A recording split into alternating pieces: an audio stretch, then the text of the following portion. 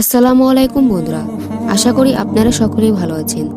আজ আমি আপনাদেরকে বলবো নবী মুসা আলাইহিসসালাম ও হজরত খিজির আলাইহিসসালামের এর আশ্চর্য ভ্রমণ, যা শুনলে আপনাদের মন ছুঁয়ে যাবে ইনশাল্লাহ।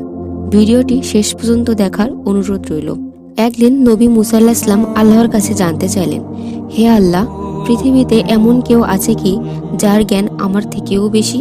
আল্লাহ বললেন, হ্যাঁ, আমার এক বিশেষ বান্দা আছে যার জ্ঞান বিশেষ। মুসা আলাইহিসসালাম জানতে চাইলেন, তিনি কোথায় আছেন? আল্লাহ তাকে জানালেন, এক বিশেষ স্থানে তার সাথে দেখা হবে।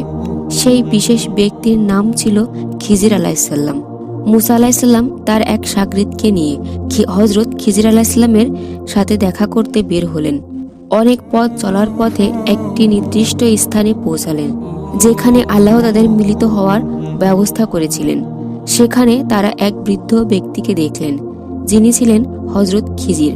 প্রথম ঘটনা, জাহাজ ক্ষতিগ্রস্ত করা। মুসা আলাইহিসসালাম খিজির আলাইহিসসালামকে বললেন, আমি আপনার সাথে চলতে চাই, যাতে আমি আপনার কাছ থেকে জ্ঞান অর্জন করতে পারি। খিজির বললেন, আমার কাজের মধ্যে এমন কিছু থাকতে পারে যা তুমি বুঝতে পারবে না। তুমি ধৈর্য ধরতে পারবে? মুসা আলাইহিসসালাম বললেন, ইনশাল্লাহ, আমি ধৈর্য ধরব। তারা একটি জাহাজে উঠলেন, কিন্তু হঠাৎ খিজির আলাইহিসসালাম জাহাজের একটি অংশ ভেঙে ফেললেন। মুসা আলাইহিসসালাম অবাক হয়ে বললেন, আপনি এটি কি করলেন? এতে তো মানুষ ক্ষতিগ্রস্ত হতে পারে। খিজির আলাইহিসসালাম বললেন, আমি বলেছিলাম তুমি ধৈর্য রাখতে পারবে না।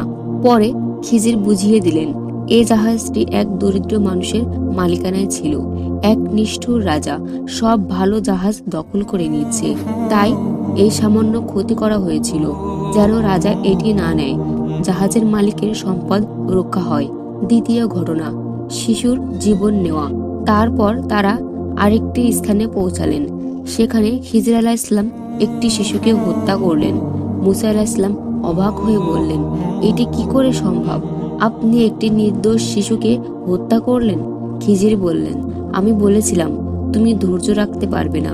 পরে খিজির ব্যাখ্যা করলেন, এই শিশুটি ভবিষ্যতে এমন এক ব্যক্তিত্বে পরিণত হতো যে তার বাবা মাকে বিপথে নিয়ে যেত। আল্লাহর হুকুমে শিশুটিকে ফেরত নেওয়া হয়েছে এবং তার পরিবর্তে এই পরিবারে একটি নেক সন্তান দেওয়া হবে, যে তার বাবা মায়ের জন্য শান্তি ও বরকত নিয়ে আসবে। তৃতীয় ঘটনা, দেওয়াল মেরামত।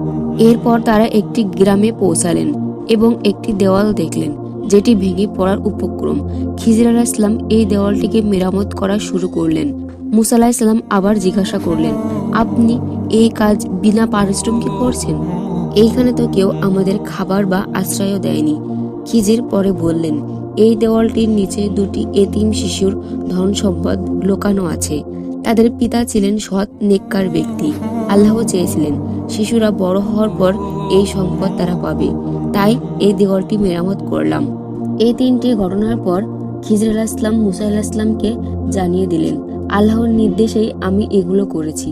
এর পিছনের রহস্যগুলো তুমি বুঝতে পারোনি, কারণ এগুলো ছিল আল্লাহর বিশেষ পরিকল্পনা।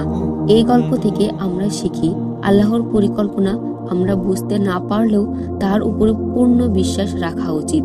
আল্লাহ সবসময় আমাদের সর্বোত্তম পরিকল্পনা করেন, যা হয়তো তাৎক্ষণিকভাবে বোঝা যায় না, কিন্তু দীর্ঘমেয়াদে তা আমাদের জন্য কল্যাণকর হয়। আমার ভিডিওটি যদি আপনাদের ভালো লেগে থাকে, অবশ্যই সাবস্ক্রাইব করবেন আর কমেন্ট করবেন ভিডিওটি কেমন লাগলো।